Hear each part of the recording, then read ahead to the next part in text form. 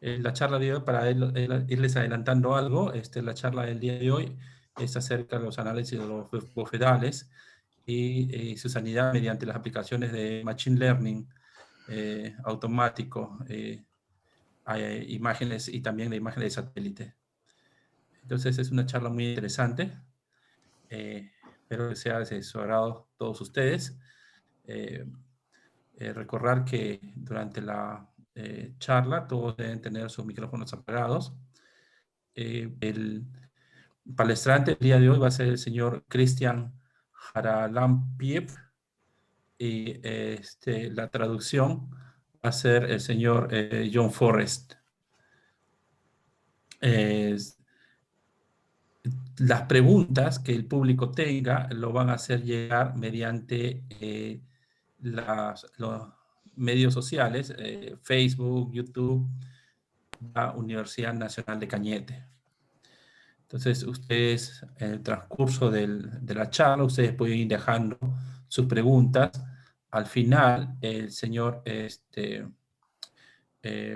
Osvaldo Lagos se va a encargar de hacer la traducción de las preguntas al inglés y también del inglés a español. Entonces, todos son bienvenidos a hacer sus preguntas que deseen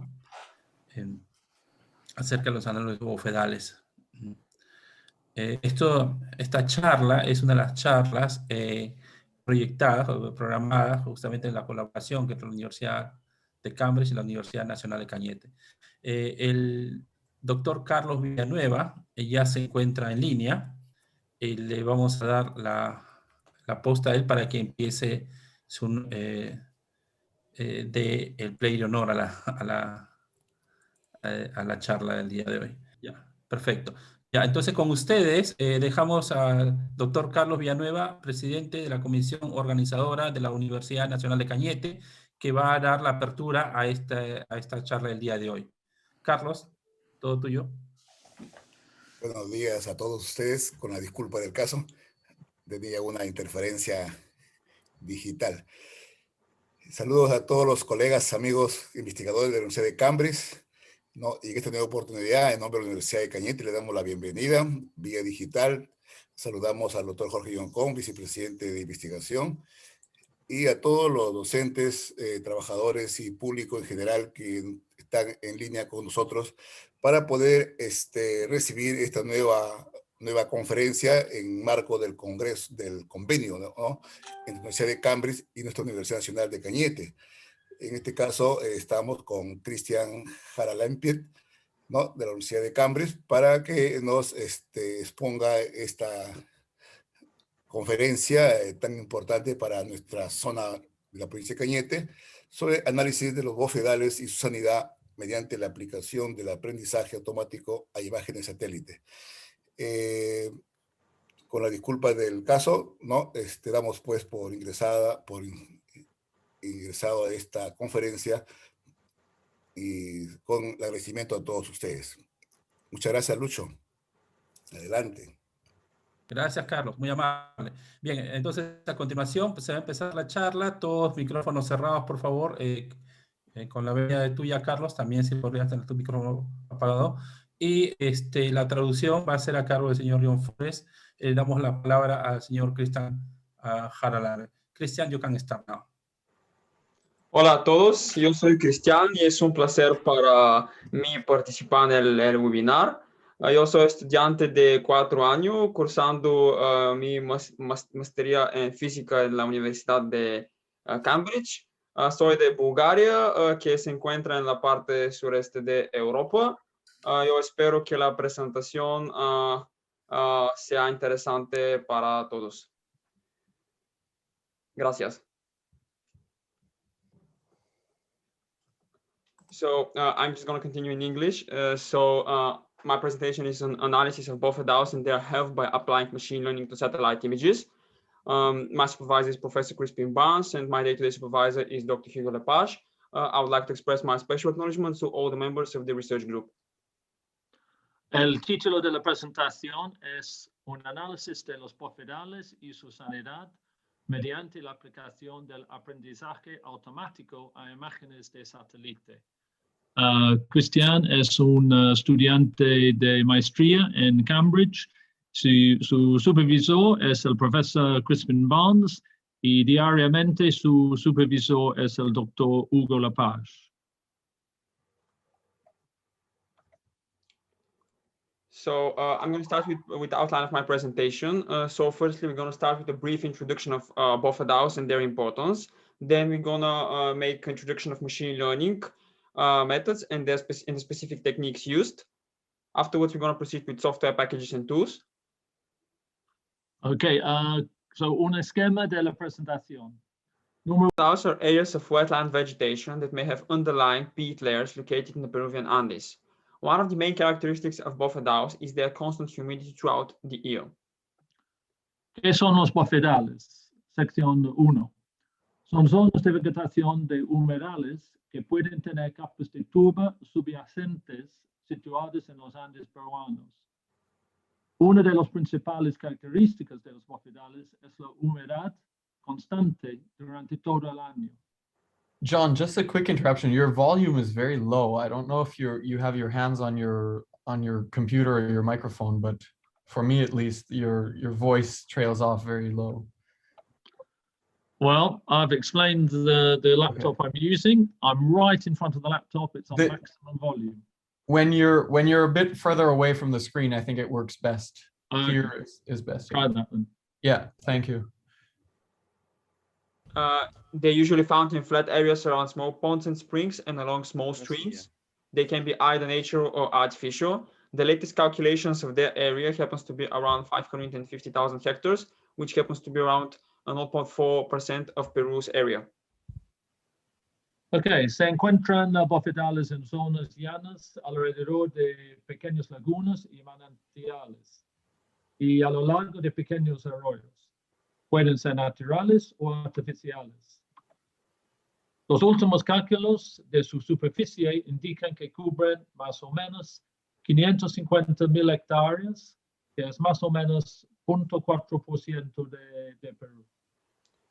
They're crucial for the biological, flora and fauna, physical, water, peat, carbon storage, and sociocultural importance to people, traditional management aspects of life. Son cruciales para los aspectos biológicos, flora y fauna, físicos, agua turba y el almacenamiento de carbono, y socioculturales, una importancia para la gente y gestión tradicional del paisaje. What do bofedales look like? Here you can see two satellite images of bofedales. ¿Cómo son los bofedales? Aquí hay imágenes de satélite. As you can see, the color of the bofedale itself is different. So this depends on the type of vegetation that is actually growing there and on other factors related to the bofedale's condition. Okay. Normalmente los colores dependen de la condición del bofedal y el tipo y la cantidad de vegetación. And actually, you can see that in the top left corner of the right picture, you can see a small lake, which is an example of how bofedales are placed, actually, as explained earlier. En la imagen a la derecha hay una laguna ubicado en la foto en la posición superior a la izquierda. Y como Christian ha dicho, normalmente los bofedales se encuentran cerca de lagunas. When there is more vegetation, they can appear greener or less greener, as you can see on these both pictures. So, cuando hay más vegetación, parecen más verde, como en la imagen a la izquierda. La imagen a la derecha es mucho menos verde y es más gris. Also, you can see on the right picture that there may be some patches of gray regions, which happens to be either drier or to have some other problem related to it. So, la imagen a la derecha es más irregular, tiene zonas más marrón, que probablemente indica que la bofedal es seca en esa zona. So what do bofedales look like in on-site, on an on-site view. So, ¿cómo aparecen los bofedales en la actualidad? Actually, these are two pictures taken by the research group. So on the left side, you can see a high quality bofedale. On the right picture, you can see not that healthy bofedale, a little bit degraded. And you can see also some animals grazing there. Okay, en la imagen a la izquierda es un bofedal saludable, con mucha vegetación, muy verde, con agua a la superficie. A la derecha hay un bofedal que no es saludable, tiene otro color muy gris, pero sigue los animales, pero parece que el bofedal es degradado. There are many bofedales like this in the Upper Cañete Valley. It can be they can look either to the left, either like the left picture, or just more grassy on the right, as it is. Hay muchos bofedales como este en el Alto Valle de Cañete y parecen normalmente como la imagen a la izquierda, pero también se puede encontrar bofedales con mucho más vegetación como en la imagen a la derecha. Bofedales are home to a wide variety of animal species. For example, on the left you can see a native rodent called vizcacha, and on the right you can see a variety of birds. Los bofedales albergan una gran variedad de especies de animales. Un roedor andino, por ejemplo, la vizcacha en la imagen a la izquierda, y hay bastante avifauna también. They're also homes to a wide variety of flora. On the left you can see Disticha muscuides niis, and on the right you can see Plantago tubulosa decne. También los bofedales albergan una gran variedad de flora, como en las dos imágenes.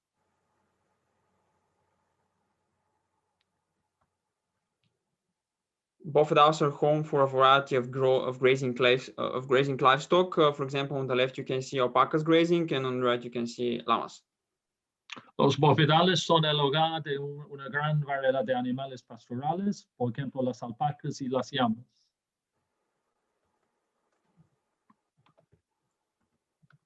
More specifically, what is the importance of bofedales? They're indicator for the quality of water, since they're a natural source of it, and they're a biological system which is sensitive to climate and the environmental changes. Más concretamente, ¿cuál es la importancia de los bofedales? Los bofedales son indicadores de la calidad del agua, ya que son una fuente natural de la misma. Son un sistema biológico sensible a los cambios climáticos y medioambientales. They have major significance for farming in the region, not only in Cañete, but in whole Peru as a water resource and grazing land. Also, they participate in a crucial role in prevention of flooding, and they also help to control use of water resources as a whole. Son importantes para la agricultura de la región como fuente de agua y por sus pastos. Son muy importantes en la prevención de inundaciones y ayudan a controlar el uso de los recursos hídricos. Bofedales' health and the need for monitoring systems. Bofedale health can be affected negatively in several ways. Overgrazing by livestock, construction of mines in proximity to bofedales, rerouting of rivers, and as a result lowering the water supply and drying the bofedale, changing the close nearby rivers' chemical composition. La salud de los bofedales y la necesidad de sistemas de vigilancia. La salud de los bofedales pueden ser afectadas negativamente de varias maneras. Por ejemplo, el sobrepastoreo de los animales, la construcción de minas en las proximidades de los bofedales, el desvío de los ríos y, en consecuencia, la disminución del suministro de agua y la desecación del bofedal, el cambio de la composición química del río. Bofedales under the above-mentioned environmental conditions can be defined as unhealthy and otherwise unhealthy, and for the rest of the presentation we're gonna refer to this as healthy or unhealthy respectively. Los bofedales en estas condiciones ambientales pueden definirse como salubres y, en el caso contrario, su condición como insalubres, y saludables. In spite of their essential role, some of them are endangered and degraded. That is why it's necessary to monitor their condition strictly. A pesar de su rol esencial, algunos de ellos están en peligro y degradados, por lo que es necesario vigilar su estado. So let's continue to the second part where we're going to focus more on the technical part of it. So we're going to proceed with introduction to machine learning and convolution of neural networks. Ok, esta fue la introducción y aquí en la sección 2 vamos a introducir el aprendizaje automático, machine learning, y a las redes neuronales convolucionales. What techniques are used for implementing the tools mentioned in the first in the outline of the presentation? So the tools used are part of the current hot topic, machine learning. I provided the definition of machine learning, which is the study of computer algorithms that improve automatically through experience and by the use of data. The specific, ¿Qué técnicas se utilizan para aplicar los instrumentos? Los instrumentos utilizados forman parte del reciente tema de moda, el aprendizaje automático, que en inglés se llama machine learning. El aprendizaje automático es el estudio de algoritmos informáticos que mejoran automáticamente a través de la experiencia del uso de datos. The concrete techniques which were used in this case, convolutional neural network, are part of deep learning, which is a subset of machine learning, as you can see on the image to the right. So, el diagrama indica que las técnicas específicas son parte del aprendizaje profundo, que es un subconjunto del aprendizaje automático. And both of these are a subset of artificial intelligence in terms of definition. So el aprendizaje profundo y el aprendizaje automático son subjuntos de la inteligencia artificial. So now we're going to look at the crucial steps we need to follow when we apply machine learning, when we apply ML. When applying ML techniques, there are a few crucial steps which you need to consider. This is the amount of data we've got. Is the data labeled or unlabeled? Are we looking for prediction or just we want to analyze the data and look for hidden patterns? Ok, Cristian va a explicar los pasos cruciales a la hora de aplicar el machine learning, el aprendizaje automático. Oops. A la hora de aplicar las técnicas de aprendizaje automático, hay algunos pasos cruciales que debemos tener en cuenta. La cantidad de datos, los datos están etiquetados o no, y finalmente tenemos que hacer una predicción o solo analizar los datos. Each application of ML requires a training and validation procedures like steps. Basically, training allows the algorithm to learn to be trained on the training dataset, and validation provides the already trained algorithm with a new dataset never seen before and allows it to estimate how well its features are recognized. Cada aplicación de aprendizaje automático requiere un procedimiento de entrenamiento y validación.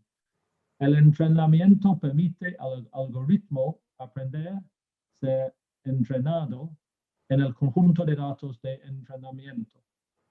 La validación proporciona al algoritmo ya entrenada un nuevo conjunto de datos nunca visto antes por el algoritmo y le permite estimar lo bien que se reconocen sus características.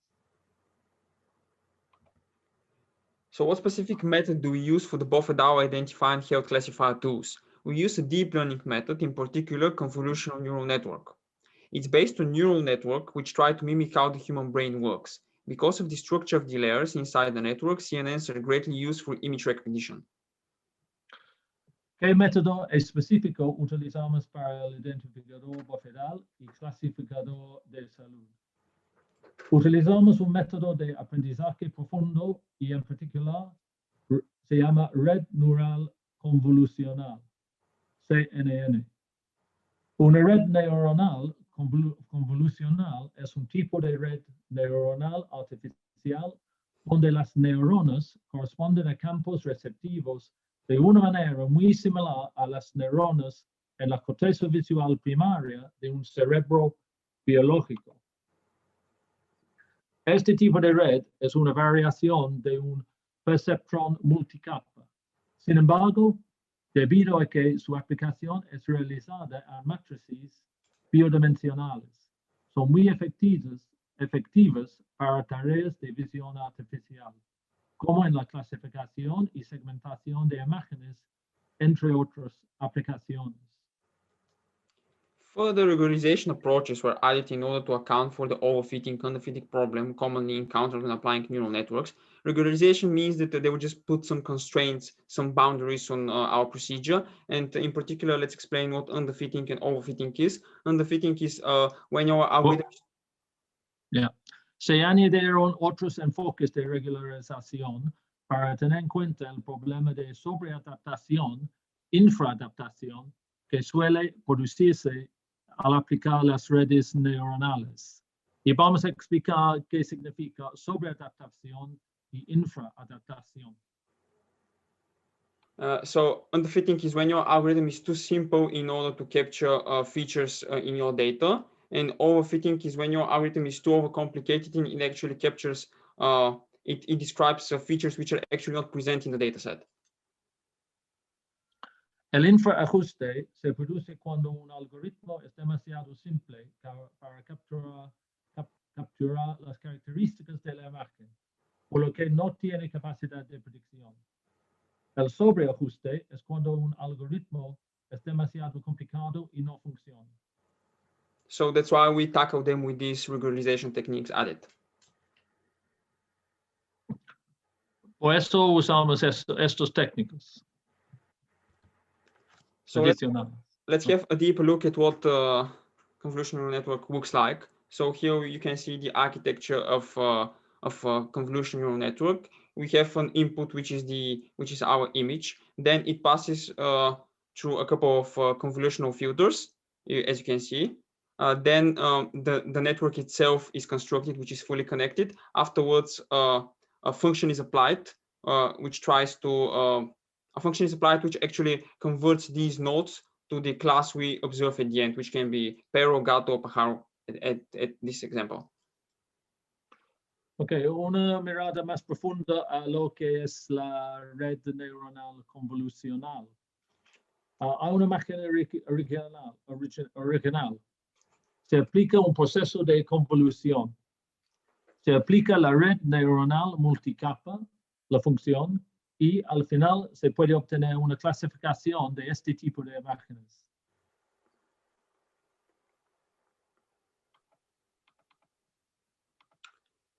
So let's continue with the third part where I present what software packages and tools are used in order to implement these all these things.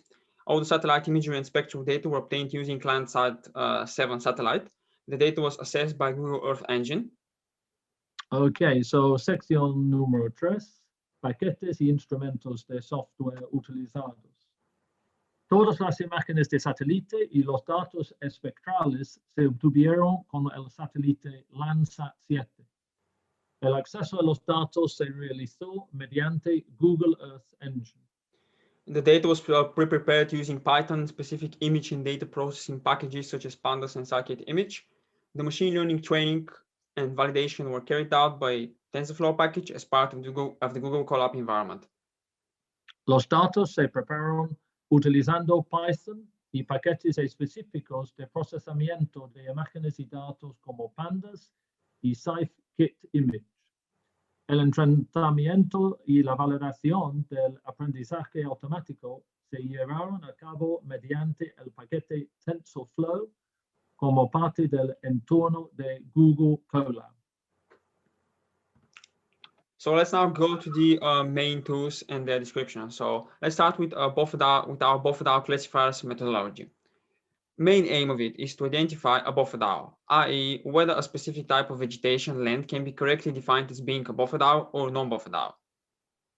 Okay, so sección 4, metodología de la clasificación de los Bofedales. El objetivo principal fue identificar un Bofedal. Es decir, si el programa puede definirse un tipo específico de vegetación o tierra en imágenes de satélite correctamente como Bofedal o que no es un Bofedal. As already pointed out, the method we're going to use is CNN, Convolutional Neural Network, and the satellite and the data we used are the satellite imagery of Bofedale and non-Bofedale structures, which you're going to see in a while, which you're going to see in a second. Okay, como Cristian ha dicho, el método utilizado para el procedimiento de identificación fue redes neuronales convolucionales, CNN. Los datos empleados fueron imágenes de satélite de estructuras que parecen que son bofedales y los que no parecen bofedales. Since this particular procedure requires a certain minimum number of images to it, a technique called data augmentation was also used. El procedimiento requiere un cierto número mínimo de imágenes. Se utilizó también una técnica denominada aumento de datos. Basically, this technique allows to increase the size of our data set by applying various mathematical operations to the images. El aumento de datos es un proceso cuando operaciones matemáticas pueden amplificar o incrementar los datos. So these example of satellite images of Bofedale and non-Bofedale. To the left, you can see a Bofedale, and to the right, a VALLE without a Bofedale. So these two types of classes are given to the algorithm. Ok, aquí hay ejemplos de imágenes de satélite de un bofedal y un área que no es un bofedal. So, el programa usa este tipo de imágenes. A la izquierda, una imagen que se puede identificar como una imagen con bofedal, y a la derecha una imagen que el programa puede identificar que no es un bofedal. So let's see what results we've got. The CNN was trained with 260 images of each Bofedale and non-Bofedale class taken from throughout the Peruvian Andes. Its accuracy was validated using a new data set of 50 images of each class, and in fact, we obtained an accuracy of 80%. So, los resultados de la clasificación de los bofedales que Cristian tiene. La red neurona convolucional fue entrenada con 260 imágenes de cada clase de bofedal y también 260 imágenes de zonas sin bofedales, todos tomados en los Andes peruanos. Su precisión fue válida utilizando un nuevo grupo de 50 imágenes de cada clase y obtuvimos una precisión de 80%. So as you can see on the right of the plot of the accuracy and validation, accuracy is a function of the number of epochs. So basically, accuracy is just the precision, the accuracy which is achieved on the training set, and validation accuracy is the accuracy achieved on the validation set, logically. And here we present how they change as a function of the number of epochs. And as you can see, with more epochs you have, the accuracy increases and gets up to a point of 0.8, which is around 80%, which means that 8 out of 10 bofedales are correctly recognized as either bofedale or actually 8 out of 10 sites are correctly recognized as bofedales or non-bofedales. So, la línea roja es la línea que resulta del análisis de las imágenes originales, los 260 imágenes de cada tipo de imagen. Y la línea azul es la línea en consecuencia del análisis de el nuevo grupo de 50 imágenes de cada tipo de bofedal. Y cada vez que el algoritmo se entrena utilizando un conjunto de imágenes, se denomina una época. So aquí Cristian ha hecho más o menos 250 épocas. Y al final de esto tenía una precisión de 80%, que significa que cada 8 imágenes, entre 10 imágenes, el programa puede identificar si la imagen es de un bofedal o no es de un bofedal. In relation to the before mentioned underfitting or fitting problem, which is common when using such networks, we also examine the loss function. In this case, we observe no evidence of overfitting, i.e. our procedure is robust and works well. En relación con el problema antes mencionado de infraajuste y sobreajuste, un problema común cuando se utilizan las CNN, también examinamos la función de pedida. En este caso no observamos ninguna evidencia de sobreajuste, es decir, nuestro procedimiento es robusto y funciona bien. So here I also include the definition of loss function. So loss can be considered as the error which the algorithm makes when being applied to the data. And as you can see of the plot of loss and validation, loss is a function of the number of epochs. We see a decrease when we have more epochs. So, la definición de función de pedida, la pedida se puede considerarse como el error que comete el algoritmo al ser aplicado a los datos. La pedida de entrenamiento es el error que acumula durante el entrenamiento con el conjunto de imágenes originales. So as you can see, we increase the number of epochs. Our validation loss and our loss decreases as it's supposed to be from theory. And also you can see that the validation loss is a little bit more than the loss, which also meets what we expect from theory. So we can conclude that our procedure is working well. And there is La pedida de validación es el error que acumula durante el entrenamiento con el nuevo conjunto de imágenes. Cuanto mayor sea el número de epochas, mayor será la precisión y menor el error. En este caso, el error fue menor y nuestro procedimiento es robusto y funciona bien. So let's continue with the second tool we've developed. So this is the Bofedales health classifier methodology. So the main aim of it is to identify whether the Bofedale is healthy or unhealthy. Method used for this identifying procedure is again CNN, and the data again used is a satellite imagery of healthy and unhealthy Bofedales in contrast to the Bofedale, non-Bofedale sites we used in the previous tool. Ok, so la segunda parte de su investigación es la identificación o la clasificación sanitaria de un bofedal.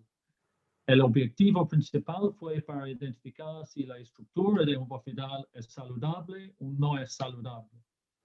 El método utilizado para el procedimiento de identificación fue, otra vez, redes neuronales convolucionales. Los datos empleados fueron imágenes de satélite de bofedales saludables y no saludables. Just to repeat it, now when we refer to healthy and unhealthy, we use the definition we used a couple of slides before. So it's all the same. So, las definiciones de saludable y insaludable son iguales como antes. So here I provide an example of satellite images of healthy and unhealthy bofedal structures. To the left, you can see the unhealthy one, and to the right, the healthy one. The specific features you can observe is the cow at first place, also the overall composure of the shape and how it looks like. Also, you can see on the left a couple of black spots, which can be associated with middens from livestock. Aquí hay ejemplos de imágenes de satélite de estructuras bofedales saludables y no saludables. A la izquierda, un bofedal que no es saludable, su color es principalmente gris y el color es más irregular. Y a la derecha, un bofedal saludable tiene el color más verde y el color es más regular, más completo.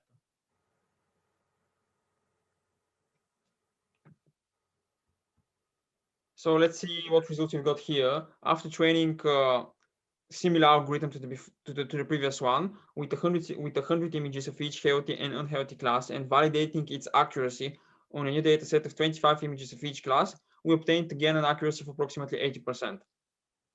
O sea, los resultados de la clasificación sanitaria de los bofedales. Tras entrenar el algoritmo de la red neuronal convolucional con esta vez 100 imágenes de cada clase, saludable y no saludable, y validar su precisión. Con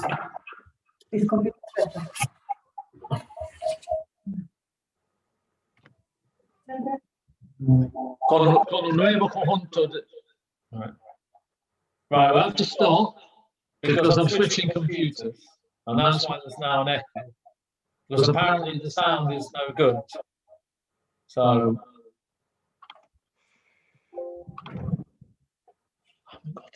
I think if you just mute your original one, then you should be okay on the new one.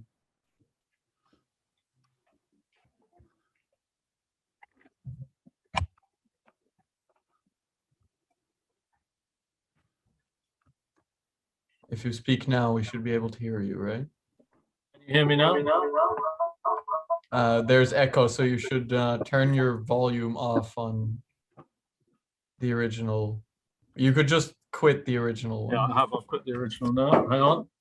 Okay, we can hear you fine. Now. Bear with me because I've got to load up from the other one now.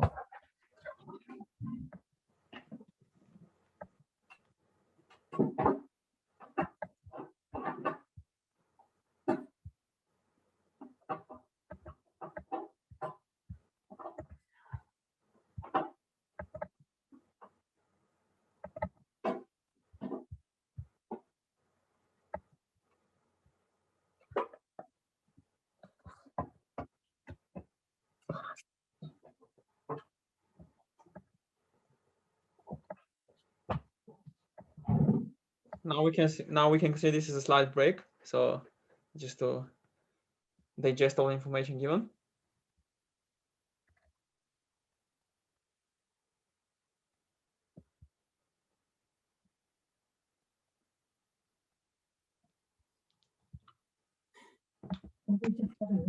No está.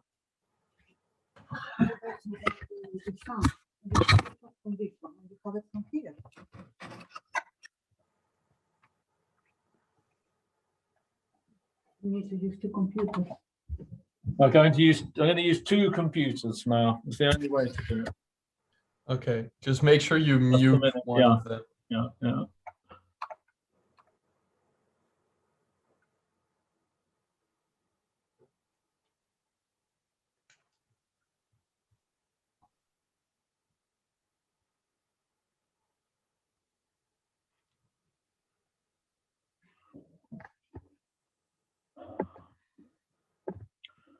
Right, Christian, have you done this one?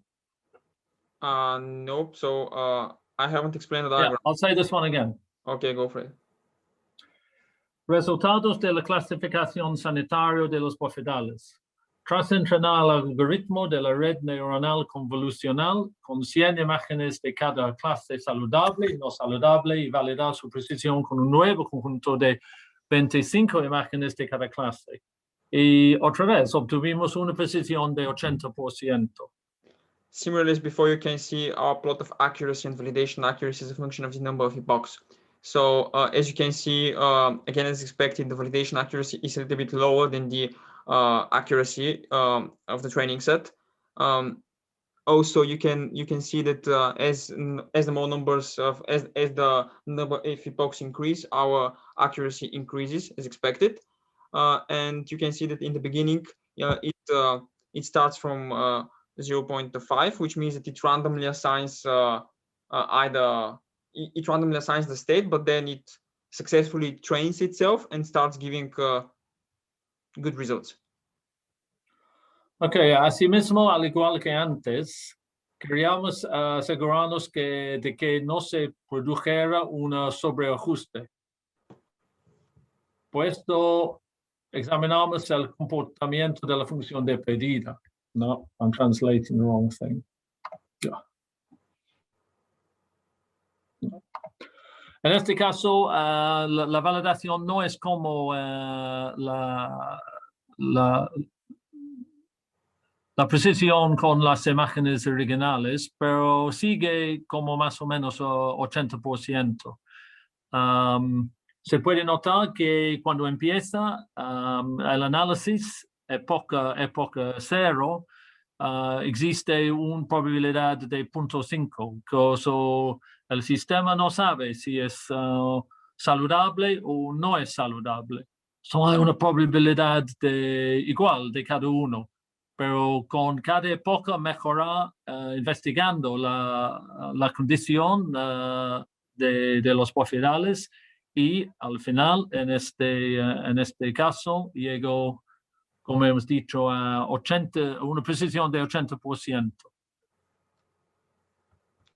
Similar as before, we want to make sure there is no overfitting and our procedure is robust and is working well. That's why we examine the behavior of the loss function. As you can see here, we again present like the plot of loss and validation loss as a function of the number of epochs. You can see a steady decrease in the loss as the number of epochs increase. Ok, so asimismo, al igual que antes, queríamos asegurarnos de que no se produjera un sobreajuste. Luego examinamos el comportamiento de la función de pedida. En este caso, no observamos ninguna evidencia de sobreajuste, es decir, nuestro procedimiento es robusto y funciona bien. Y en este caso, el error fue menor y nuestro procedimiento también es robusto y funciona bien. And just as expected, we see the validation loss to be a little bit higher than the loss. So, la pedida de evaluación es un poco más alto que la pedida general. Which meets our theory, which is expected, yeah. So, como anticipamos. So let's proceed with the third tool, which is Bofedal forecasting tool methodology. So this bit is still in progress. So the main aim is to make a forecast about how Bofedals change and predict their future dynamics. The methods used here are ARIMA, which is autoregressive integrated moving average algorithm. The data we use, satellite imagery of Bofedals and the indices NDVI and WI derived from them in a time series format. So, Bofedal, la metodología del instrumento de previsión Bofedal está en curso. El objetivo principal fue realizar una previsión sobre la evolución de los bofedales y predecir su dinámica futura. El método empleado fue ARIMA, que significa, como dice allí, modelo autoregresivo integrado de la media móvil. Los datos usados fueron imágenes satelitales de bofedales y los índices NDVI y NDWI derivados de ellos en formato de serie temporal. So just to explain a little bit more, from the satellite images, we can obtain spectral data, and using this spectral data, we calculate these indices.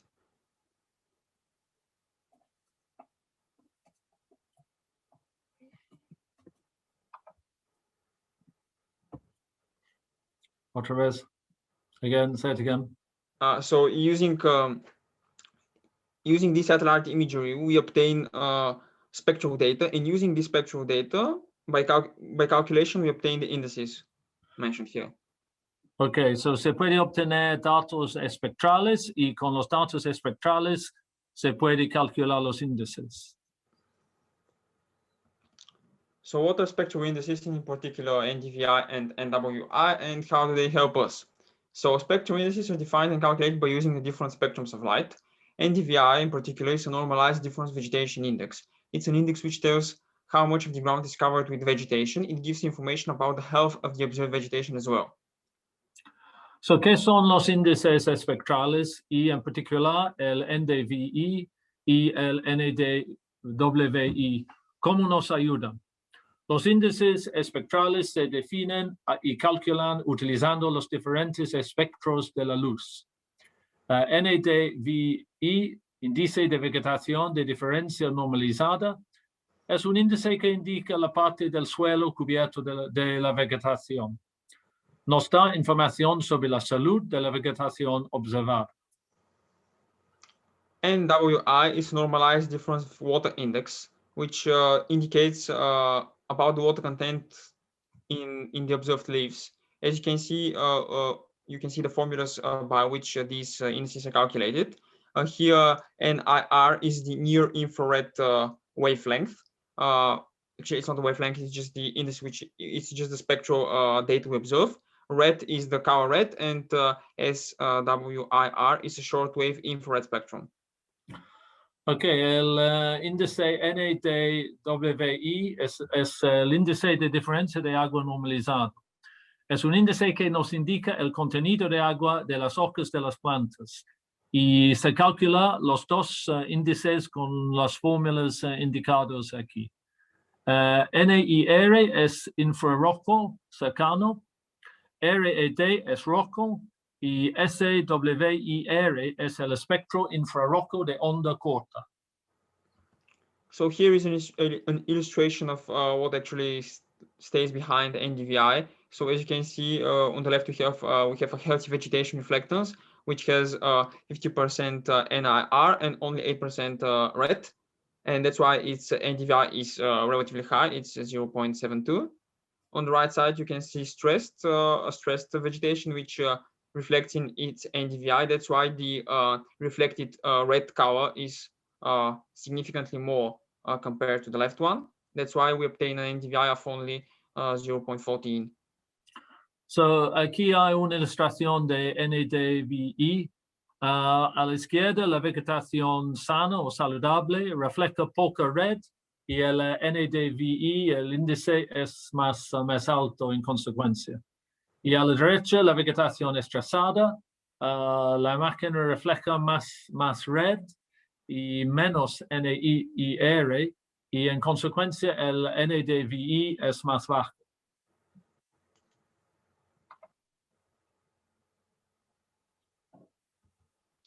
By calculating the NDVI for different points in time, we can obtain it as a time series. Here you can see two time series graphs of NDVI as a function of time for a point in a degraded buffer dial and for a point in a healthy buffer dial. So, calculando el NDVI para diferentes puntos en el tiempo, podemos obtenerlo como una serie temporal. A la izquierda es por un bofedal degradado y a la derecha por un bofedal saludable. And so here the idea is to apply the ARIMA forecasting method. And to do so, we need to perform data transformation, because as you can see on the diagrams, you've got it's quite noisy at first place. Also, maybe it has some type of seasonality. Also, there are certain outliers. So we need to deal with this. Para aplicar el método de previsión ARIMA, es necesario transformar los datos. Debemos eliminar los valores atípicos de los datos y la estacionalidad para obtener un resultado más fiable. And so the implementation of this procedure is still in progress, but I hope that we can achieve good results and actually forecast what's going to be the NDVI, which is kind of a sign of how healthy is the buffer dial in the future, for example, in 2022, 2023, and so on. La aplicación completa de este procedimiento está aún en curso, pero la intención es para obtener un pronóstico por el futuro de los bofedales con este sistema o programa. So let's present a summary of the results and what further development there can be and what's actually important in this project and why we did it. So the results of, actually, John, you can go here. Okay, so un resumen de los resultados, novedades y importancia. ¿Por qué Cristian ha hecho este estudio? ¿Por qué es importante por el futuro? So results of the research conducted is that we obtained a proof of concept that automated machine learning techniques can be applied to such vegetation species. That there is opportunity for more buffer dial sites to be discovered using the first two, and their state to be evaluated without the need for human intervention and ground truthing, using the buffer dial health classifier.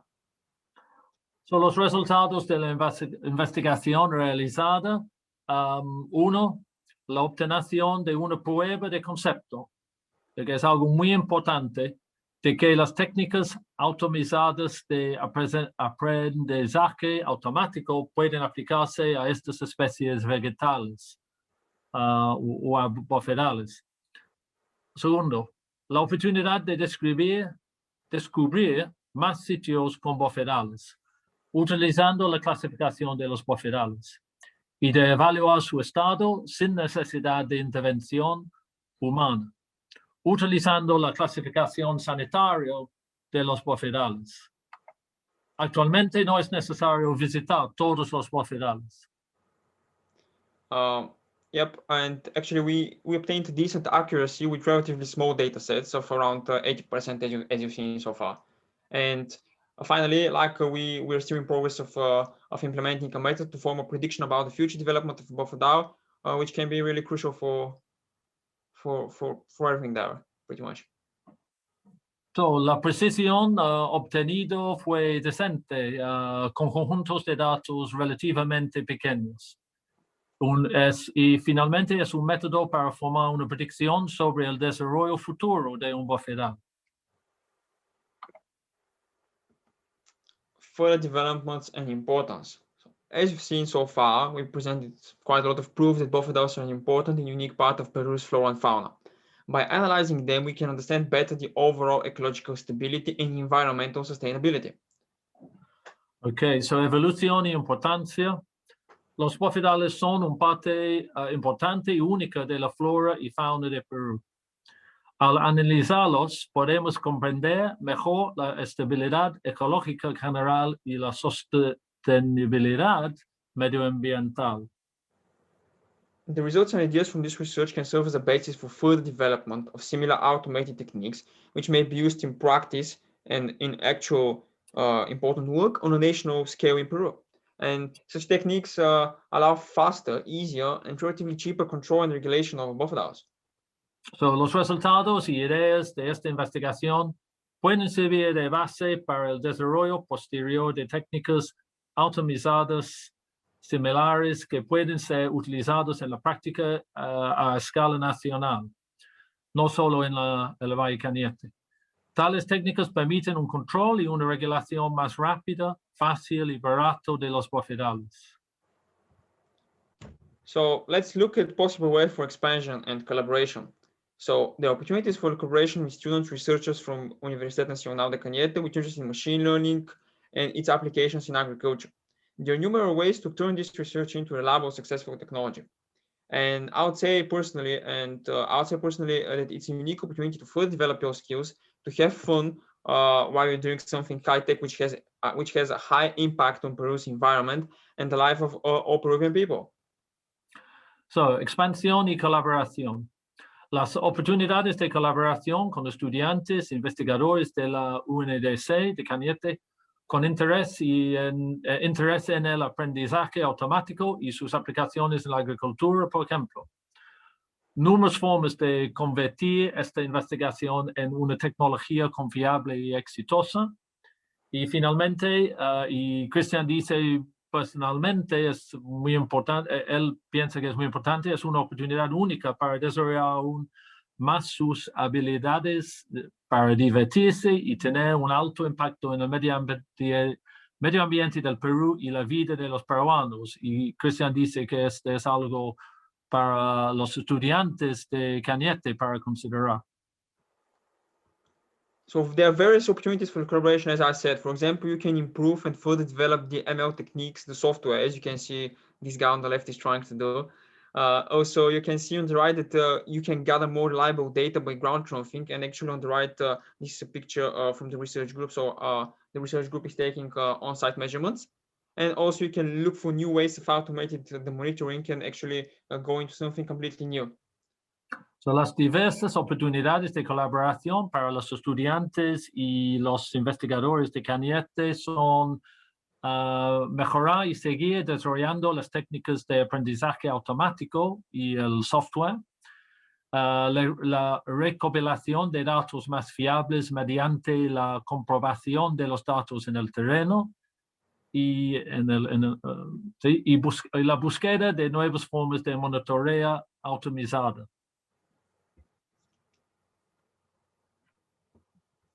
So, muchas gracias por su atención, todos. Muchas gracias, Cristian. Muchas gracias, Cristian. A continuación, el señor Osvaldo Lagos va a hacer las traducciones de las preguntas del público al señor Cristian. Osvaldo Lagos. Sí, hay algunas preguntas. A ver, the first question is, what or how is the impact of the wetlands on water sources? So just to repeat the question, so what is the impact of the wetlands on the water sources, right? Right, yeah.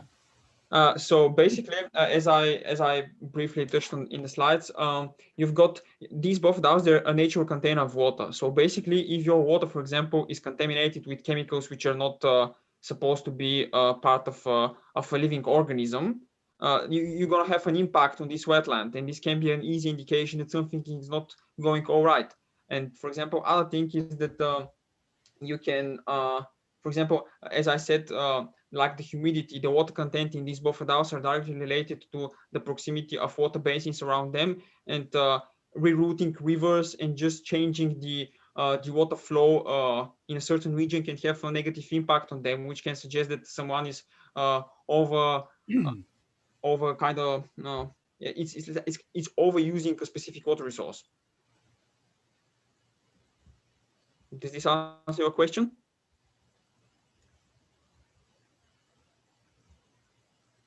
Sorry, do you hear me? Can you hear me? Ok, siguiente pregunta, señor Osvaldo. Okay, the next question is, what choices or what alternatives can Dr. Christian Jaralampiep propose to us to conserve the wetlands? So basically, I would say that all these tools I presented so far are oriented towards monitoring, controlling, and monitoring and controlling the bofedales. So basically, they can be used as a tool in order to see what's going wrong. And from now on, like when for example you've spotted that this bofedale is going to degrade and there is probably a problem or something which is not supposed to be happening is happening, then you may take further actions as just examining on site what's going on and taking further measurements which can be related to a variety of things. For example, you can just on site follow what's going on with grazing animals. Are there farmers who overexploit the bofedale as a grazing source? Are there people who just use its resources in an irregular way? So via these tools, this can make your life easier in terms of just finding this piece in the puzzle which is not okay, and you just can repair it. You can easily, I think these changes are reversible given that they're captured on an early stage, and so all these tools can help you in doing that. Ok, thank you. Siguiente pregunta, Osvaldo. Okay, the next question is it possible to know the volume of water that wetlands collect or gather?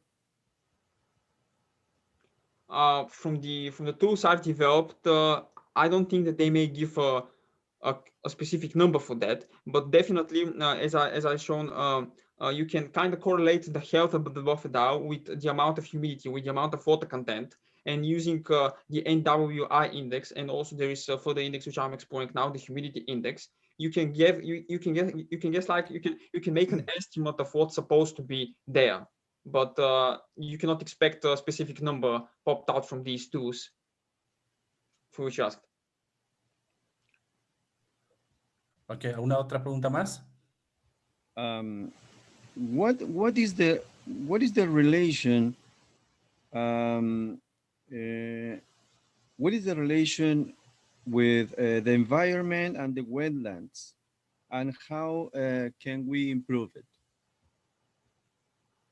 I mean, this is so our basically just so as you can see, as you've seen, they're kind of so they're home to various animal and vegetation species. At first place, these having like a diverse environmental situation over there means that on an environmental scale, everything is going all right. So there is no deterioration of vegetation types. There is no deterioration of there is no extinction of animal species, which means that on an ecological level, the environment is healthy. So people are not doing something which should not be done and kind of destruct the nature. So in order to give a concrete answer to that, I would probably think of what measures the government or the university or just like the environmental societies over there can particularly impose on citizens, and just how they can monitor all their actions. And yeah, pretty much I would say this is the answer to that question.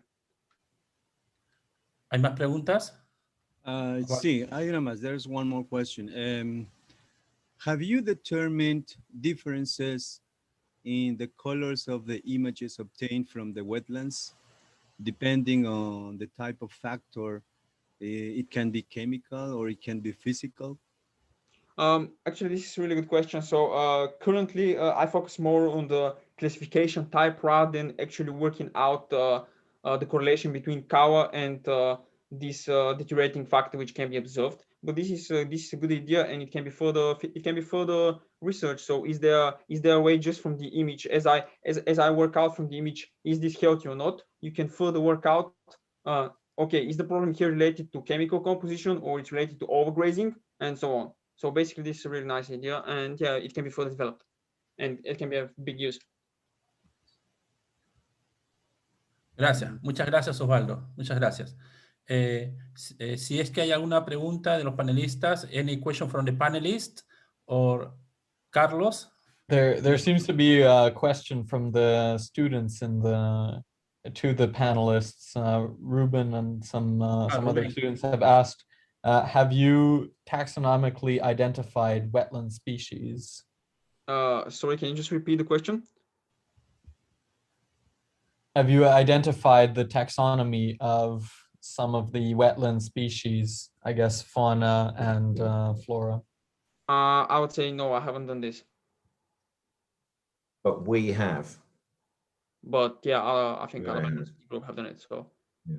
As the group, yeah, we can elaborate. I don't know, Eustace, do you want to elaborate a little bit on? Yeah, so we have identified the plants and bird species on the Bofedales, and that will be a part of the next talk that will be given, where we look in more detail at the quality of the Bofedal and woodland habitats throughout the Cañete drainage basin.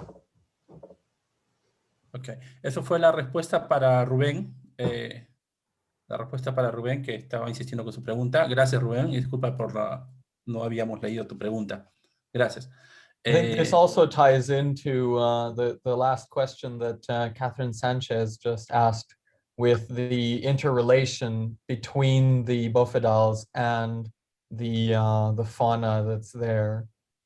So this is an interesting question as well, and I think the health of the Bofedal leads to a very diverse fauna and flora, and obviously if a Bofedal has been affected by chemicals or has deteriorated to a level where it's almost dying or dead, then naturally the flora will be less diverse, and with a less diverse flora you get a less diverse fauna as well. And so we'll see a significant reduction, not necessarily in the number of animals, but definitely in the number of types of animals present.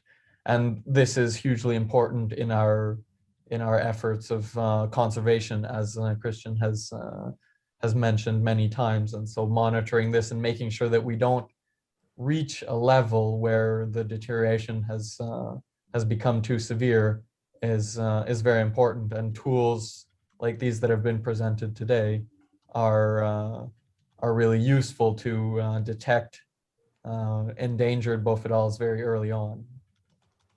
Yeah, so just to add a few more words on what Hugo said. So yeah, basically this is about early prevention and detection of where something is going wrong, and from then on, people authorities just to take care of it and prevent something worse, and just try to keep everything stable and in a healthy condition as much as possible.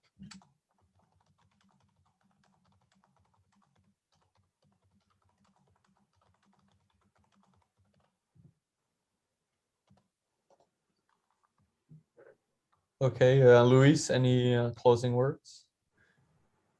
Okay. Thank you, Hugo. Well, Carlos, ¿tienes alguna pregunta? Carlos Villanueva. Bueno, si no hay más preguntas de los panelistas, entonces pasamos con las palabras finales del vicepresidente de investigación, el doctor Hugo Yoncón, Jorge Hugo Yoncón. Jorge. Muy bien, muchas gracias por el delicioso evento que hemos tenido. El tema es muy interesante y las preguntas también así lo hacen ver. La disculpa del caso por los problemas técnicos, vamos a mejorar, pero hay una alternativa, es que la grabación la vamos a colgar para que esté a disposición de todos los interesados. Cerramos entonces este octavo webinar con un tema de los bofedales, que tiene una implicancia muy directa en lo que es el río Cañete, y no solamente el río Cañete, ¿no? Es un fenómeno que existe en todo el Perú, ¿no? Los bofedales alimentando, captando agua para el volumen de agua que trae el río, y el río, al tener agua todo el año, induce y estimula una producción agrícola que es la que en última instancia interesa para la alimentación mundial. Pero esta agua tiene que ser de calidad, y por eso este convenio busca justamente no solamente el diagnóstico y averiguar las causas de los problemas, sino también cómo resolverlos, la mitigación y tal vez técnicas de bioremediación. Bien, muchas gracias a todos los organizadores de este evento, a los panelistas, al doctor Christian Harlan en primer lugar, habló muy bien en castellano en la primera parte, total, Bulgaria también es latino, así que yo dije, ¡ay caramba! John Ford va a descansar porque va a hablar todo en castellano, pero realmente habla muy bien el castellano. El problema es que en ciencia y técnica hay una jerga que también dificulta a veces la comunicación, ¿no? Y uno se siente más seguro en el idioma que más domina. Bien, gracias a todos, muchas gracias por la participación y nos vemos más adelante. A cuidarse, por favor, que estamos en pandemia. Muchas gracias. Gracias. Gracias. Muchas gracias, Gracias. Jorge Yoncón. Finalmente, entonces, para hacerles recordar que la siguiente charla se le va a dar con mayor anterioridad mediante emails a las autoridades para que puedan gestionar sobre la próxima charla, pasarla por la página web de la Universidad Nacional de Cañete. Si es que desea hacer una últimas predicciones del profesor Crispin Barnes. Okay, well, thanks very much for coming along to this talk, and thank you, Christian, for giving it. Very interesting talk, and look forward to seeing everybody at the next talk. Muchas gracias. Hasta luego. Okay. Muchas gracias. Hasta luego. Gracias. Gracias. Yes. Gracias por todo. Bye bye. So I'll see the Cambridge group on the regular link shortly. Okay. Bye. Okay. I will end this webinar for all then. Okay. Okay.